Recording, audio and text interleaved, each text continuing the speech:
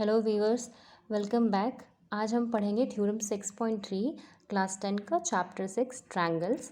Theorem 6.3 को हम ए criterion भी कहते हैं।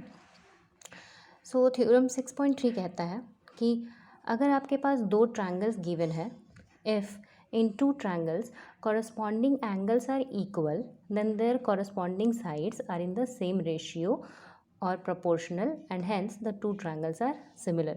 तो यहाँ आपको कहता है थ्योरम 6.3 में कि अगर आपको दो ट्रायंगल्स दिया हुआ है और उसका कॉरस्पॉन्डिंग एंगल्स जो है वो इक्वल है, तो आपका कॉरस्पॉन्डिंग साइड्स जो है वो भी प्रोपोर्शनल में होगा और हेंस टू ट्रायंगल्स सिमिलर होगा। तो पहले हम लिखते हैं कि क्या क्या गिवन है। तो हमारे पास पहले गिवन है कि कॉरस्पॉन्डिंग एंगल्स जो है इक्वल है। कॉरस्पॉन्डिंग एंगल्स इक्वल है, इसका मतलब है कि एंगल ए जो है वो इक्वल है एंगल डी से, एंगल बी इक्वल है एंगल ई से आपके, और एंगल सी आपका इक्वल है एंगल एफ से। तो यहाँ हम गिवन लिखते हैं कि two triangles A B C, two triangles A B C and D E F are such that DEF are such that corresponding angles are equal। such that कि angle A आपका equal है angle D से, angle B आपका equal है angle E से, and angle C equal है angle F से। तो यहाँ हम हमें प्रूफ क्या करना है? हमें प्रूफ करना है कि साइड्स जो है वो प्रोपोर्शनल में है। साइड्स प्रोपोर्शनल में है या रेशियो में है। इसका मतलब है कि ए बी जो है बाई डी ई है, A B by D E, और A C by D F. यहाँ हम लिखते हैं A C by D F और B C by E F, B C by E F, E F. ठीक है, ये प्रूफ करना है। अगर एंगल, आपको पता है कि अगर एंगल्स जो है वो इक्वल होगा और साइड्स जो है वो प्रोपोर्शनल होगा, तो आपका क्या होगा? ट्रायंगल जो है वो सिमिलर होगा। दैट इज़ कि हमको दिखाना है कि ट्रायंगल ए बी सी जो है वो सिमिलर है आपका ट्रायंगल डी ई एफ से। तो यहाँ जो है स्टार्ट करते हैं हमारा प्रूफ। सबसे पहले हमको कंस्ट्रक्शन करना होगा। बाय कंस्ट्रक्शन, यहाँ कंस्ट्रक्शन से हम ड्रॉ करेंगे एक लाइन P और Q ले लेते हैं। तो यहाँ हम लिखते हैं कि let us draw points P and Q on the sides DE and DF such that, ऐसे हमको लेना है ये पॉइंट्स ऐसा कि ए बी जो है वो इक्वल होना चाहिए आपके डी पी के, ए बी जो है वो डी पी के इक्वल होना चाहिए, एंड ए सी जो है वो इक्वल होना चाहिए डी क्यू के, ए सी डी क्यू के इक्वल होना चाहिए, इसके इक्वल होना चाहिए। तो यहाँ पे हम जो है सबसे पहले, क्योंकि हमको सिमिलैरिटीज़ तो दिखाना है, तो हम ये तो ले नहीं सकते हैं, तो हम दोनों ट्रायंगल को पहले कॉन्ग्रुएंट दिखाएंगे। तो triangle A B C and triangle, कौन से ट्रायंगल को? डी पी क्यू को कॉन्ग्रुएंट दिखाएंगे। तो यहाँ हम दिखा सकते हैं क्योंकि हम साइड्स तो पहले ले चुके हैं कि ए बी जो है वो डी पी के इक्वल है और ए सी जो है वो हमारा डी क्यू के इक्वल है। ये तो हम पहले ही ले चुके हैं बाई कंस्ट्रक्शन से ले चुके हैं ये। तो अब जो है हमारे पास ये देखेंगे कि एंगल ए और एंगल डी तो गिवन है ना, angle A is equals to angle D, ये तो गिवन है। तो फिर हमारा ट्रायंगल जो है वो ए बी सी वो कॉन्ग्रुएंट हो गया ट्रायंगल डी पी क्यू के, है ना, बाई साइड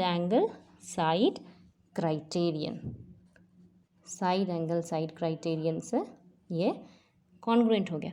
तो यहाँ अगर ये ट्रायंगल कॉन्ग्रुएंट हो गया तो क्या हम कह सकते हैं कि एंगल बी फिर एंगल पी के इक्वल हो जाएगा और एंगल सी एंगल क्यू के इक्वल हो जाएगा? कैसे? By C P C T, है ना। तो एंगल बी जो है वो इक्वल हो गया एंगल पी के एंड एंगल सी इक्वल हो गया एंगल क्यू के by C P C T. By CPCT।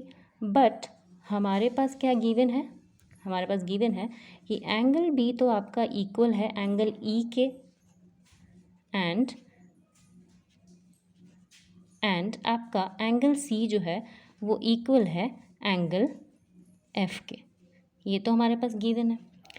तो अगर ये ऐसा होगा तब तो P जो है वो E के इक्वल हो जाएगा, एंगल P आपका इक्वल हो जाएगा E के।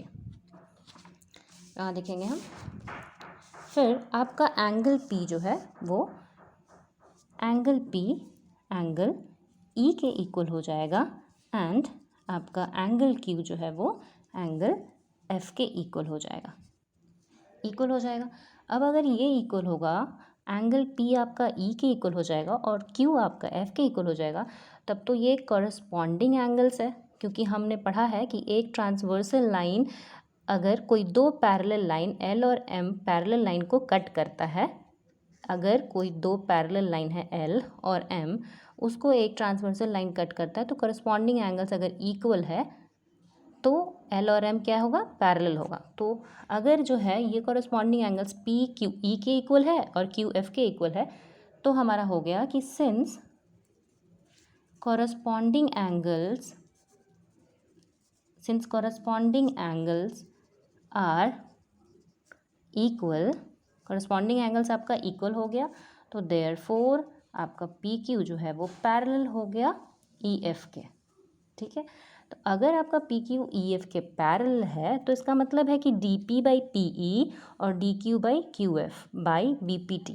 तो यहाँ लिखेंगे कि D P by P E and D Q by Q F by B P T theorem,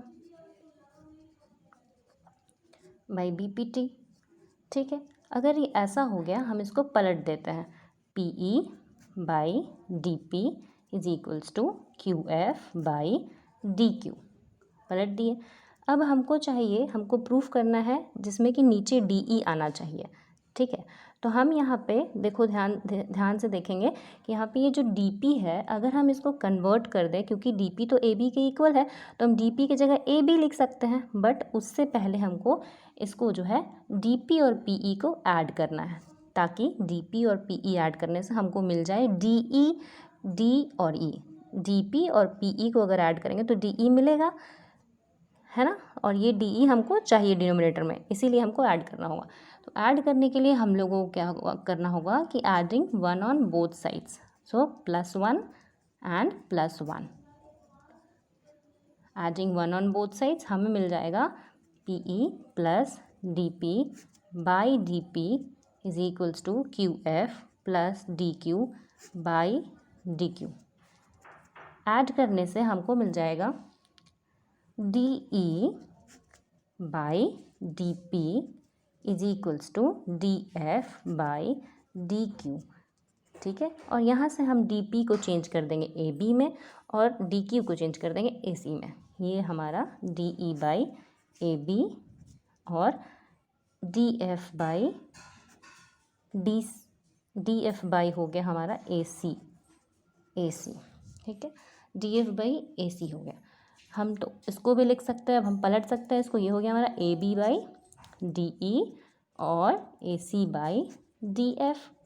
similarly ये हमारा प्रूफ आ चुका है, हमें यही प्रूफ करना था, तो ये दो टर्म तो आ चुके हैं। और उसी तरीके से हम लिख सकते हैं कि A B by, similarly A B by D E equal होना चाहिए B C by E F के।